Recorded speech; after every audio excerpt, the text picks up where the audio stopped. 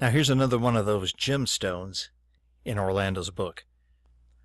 He says, I believe that all one can see in the moon is the photograph of this earth, and I imagine I can see the picture of land in the moon that has never yet been discovered. Look at the moon when it is full and just rising, and it shows you the picture of the eastern hemisphere in Australia. You can see it plain with your naked eye and much plainer with a telescope. Amazingly, the moon is indeed a map of the earth, meaning the area inside the circular ice ring around the edges, this ring being located within the square which marks the outer boundaries. However, it is not a map of the earth we know today. It is a map of the pre-flood earth and is of a much different scale and layout than presumed by Professor Ferguson. It has been falsely interpreted from the Bible and man's own imagination that before the flood there was a supercontinent which broke up with various parts moving around and other sections sinking into what are now the oceans and seas. This is not the case, friends. While it is obviously true that there are earthquakes, there are fault lines, yes. But the tectonic plate movement theory, like gravitation, like a round spinning globe, and like outer space, is science fiction fantasy, friends. There is no tectonic plate movement. This is a falsehood. It's fallacious. Today, most of the Earth's commonly known surface is covered by water. Yes, approximately 70% of the surface that we know is covered with water. Before the flood, there were no oceans, only shallow inland seas, with perhaps as little as 10% or less of the surface being covered by water. Those shallow seas were located in the lowest areas of what we now know as our oceans, while the rest of the ocean floor was dry land where the human inhabitants of those days lived. All of the continents where we live today were part of the high mountain ranges of the world back then. No one lived up here back then. Everyone lived far below, where the air was denser, the oxygen levels were greater, and the plant life was much more diverse and abundant. It is nearly 30,000 feet up to the top of the highest mountains from our current sea level today. But it is about twice that far down to the ocean floor, which used to be our home. Now the floodgates opened from the great deep surrounding our world, because this world is surrounded by water. That may come as a shock to some people. It absolutely is surrounded by water. You see, when the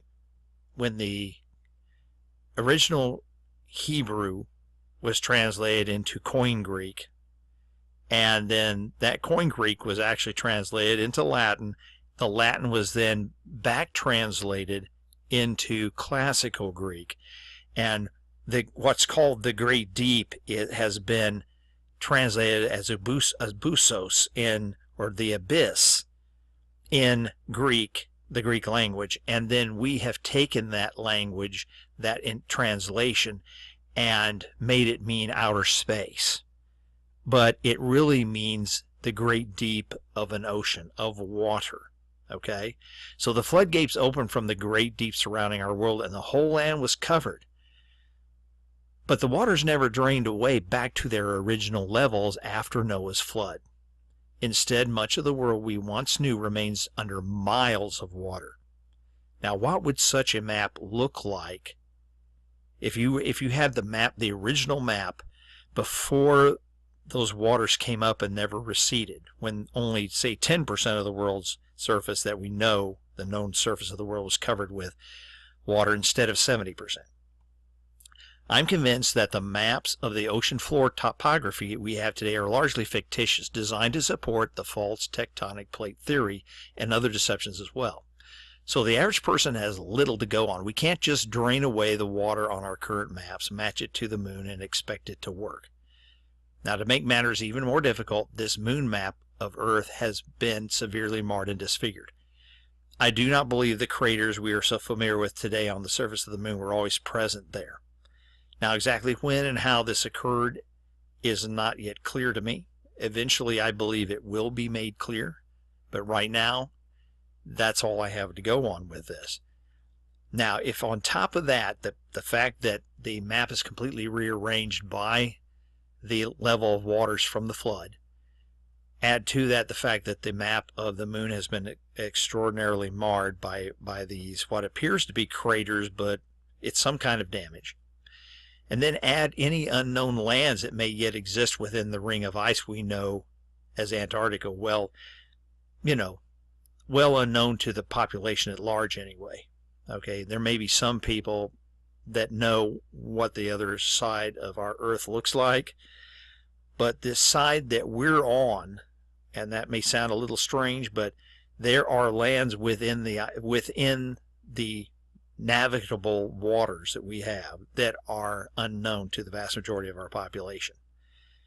I do believe this, and I think it is actually supportable by the magnetic lines of declination and many other things that kind of hint that this is the case.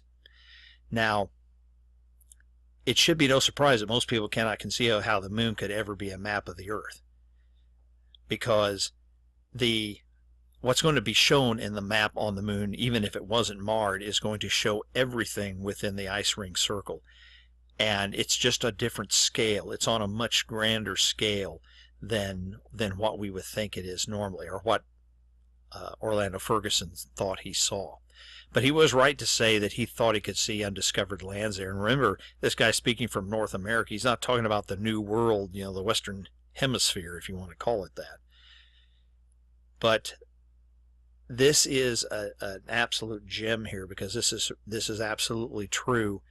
There is undiscovered land, and just how much there is, I don't know. But there is land that the vast majority of people on this earth do not know is there.